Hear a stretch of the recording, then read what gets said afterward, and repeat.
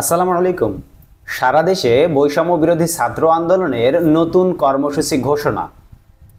গণ অভ্যুত্থানে হাসিনা সরকারের পতন ও স্বাধীনতার 1 মাস উপলক্ষে আহত শহীদদের স্মরণে সারা দেশে শহীদি মার্চ কর্মসূচি ঘোষণা করেছে বৈষম্য বিরোধী ছাত্র আন্দোলন। বুধবার 7 সেপ্টেম্বর সংবাদ সম্মেলনে এ ঘোষণা দেন সমন্বয়ক সার্জিস আলম। এ সময় তার সঙ্গে হাসনাত আবদুল্লাহ সহ কয়েকজন সমন্বয়ক ও সহ সমন্বয়ক উপস্থিত ছিলেন। সার্জিস বলেন, এদিন বাংলাদেশের প্রতিটি থানা, ইউনিয়ন, মহল্লা সব জায়গায় এই কর্মসূচি পালন হবে। যে যার জায়গা থেকে শহীদদের ছবি, বিভিন্ন স্লোগান সহ প্লেকার্ড নিয়ে এই কর্মসূচিতে অংশগ্রহণের অনুরোধ জানানো হয়। কেন্দ্রীয় কর্মসূচি হিসেবে বিকেল 3টায় নিউ মার্কেট থেকে শুরু করে ধানমন্ডি, কলাবাগান, জাতীয় সংসদ সড়ক, ফার্মগেট, শাহবাগ, রাজু ভাস্কর্য হয়ে শহীদ মিনারে গিয়ে এই শহীদি মার্চ শেষ হবে।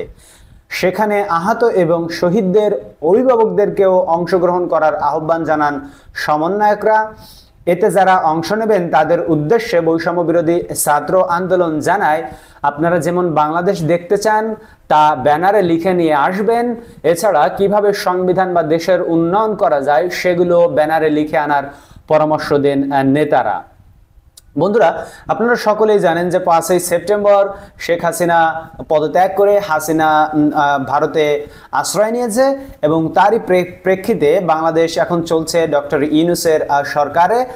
এখন বৈষম্য বিরোধী ছাত্র আন্দোলনরা এই 1 মাস যে হলো বাংলাদেশ স্বাধীনতার, তারা বলছে বাংলাদেশ স্বাধীন হয়েছে 1 মাস হয়েছে, এই স্বাধীনতার 1 মাসের পর এসে তারা শহীদি মার্চ নামে নতুন এই কর্মসূচি ঘোষণা করেছে, যাতে করে বাংলাদেশের প্রত্যেকটি এলাকা, পাড়া, মহল্লা সব জায়গায় সবাই যেন এই দিবসটি পালন করে, মানুষ যেন এটাকে ভুলে না যায় এবং এই যে স্বাধীনতাকে জাগ্রত রাখার জন্যই এবং স্বাধীনতার স্বাদ গ্রহণ করার জন্যই মূলত এই কাজটি তারা করেছে। এবং তারা বলছে যে আপনাদের যার যা দাবি আছে, কিভাবে দেশ পরিচালনা করলে ভালো হবে, কিভাবে সংবিধান সংশোধন করা যায়, এই সমস্ত যত দাবি দেওয়া আছে তারা বলেন যে এগুলো আপনারা লিখে নিয়ে আসবেন। এবং সমন্বয়ক আবু বকর মজুমদার বলেন, জাতীয় নিরাপত্তার জন্য কাজ করবে ছাত্র আন্দোলন, তবে আইন নিজের কাঁধে তুলে নেওয়া যাবে না।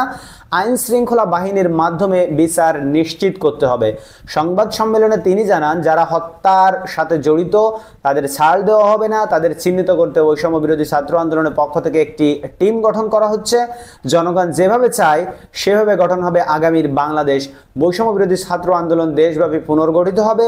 তাদের উদ্দেশ্য হবে চাঁদাবাজি ও দুর্নীতি প্রতিরোধ করা। তো ধন্যবাদ সবাইকে ভিডিওটি দেখার জন্য, এবং আমি আশা করি এই উদ্যোগটা তারা ভালো নিয়েছে দেশকে সুন্দরভাবে পরিচালনা করার জন্য। দেখা হবে পরবর্তী কোনো ভিডিওতে অন্য কোনো খবর নিয়ে। সে পর্যন্ত আপনারা সকলে আল্লাহর রহমতে ভালো থাকুন। এখন এই পর্যন্তই, আল্লাহ।